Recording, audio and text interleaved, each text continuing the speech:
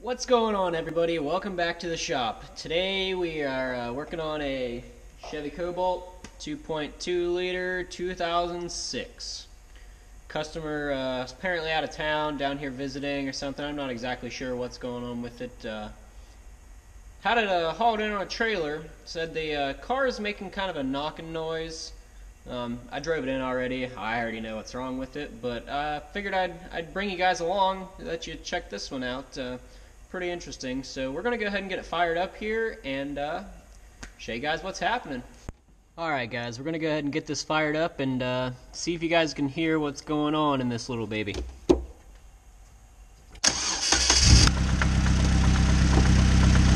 Alright guys, we got her fired up. I don't know if you guys can hear that very well.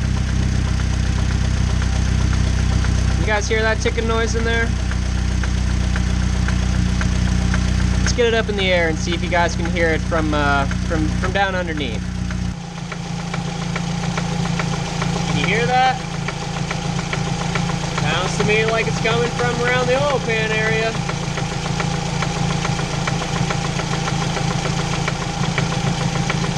Alright guys, well that's pretty much it for this car.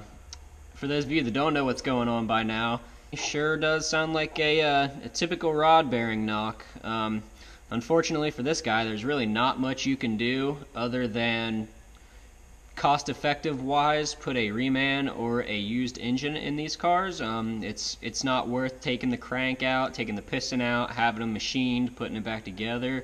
So we're going to get a hold of the customer and let him know this engine's toast and see if he wants to proceed with it. And we're going to go ahead and get the Verus out and check out all the codes that are in this car. I see it's got check engine light on, so we're going to see if anything in there is telling us roughly the same idea, and we'll get you guys back when the Verus is all fired up.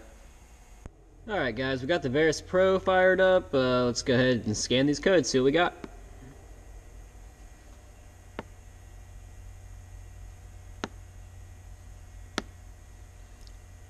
DTC display. Alrighty, looks like we got a P0128, a P0300, and a P0326. That P0326 right there is kind of what I was expecting to see. It's a knock sensor code.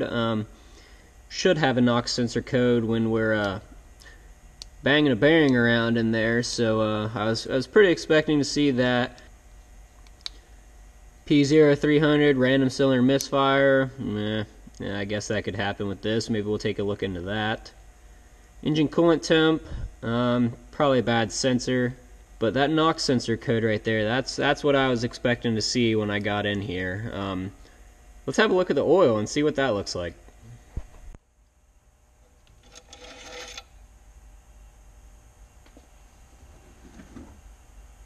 Go ahead and wipe this off here so we can get a nice clean reading.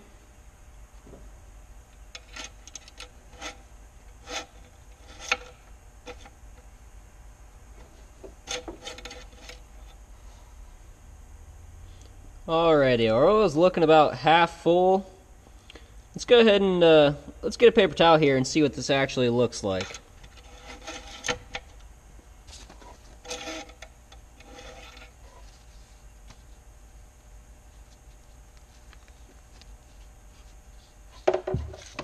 So as you guys can tell, that oil looking kind of dirty.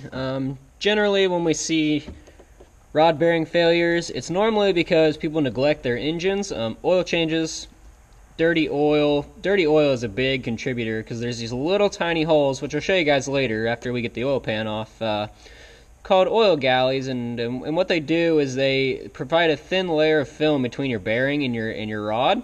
Dirty oil can plug those up. Lack of oil, obviously if you're not getting any oil, things don't get lubricated too well. And these bearings, they really don't like being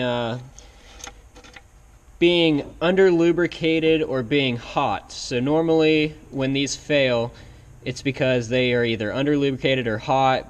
Like I said, the oil galley can be plugged up, or it just doesn't have any oil. Alright guys, so we talked to the customer, and they sounded pretty persistent on going ahead and doing the engine.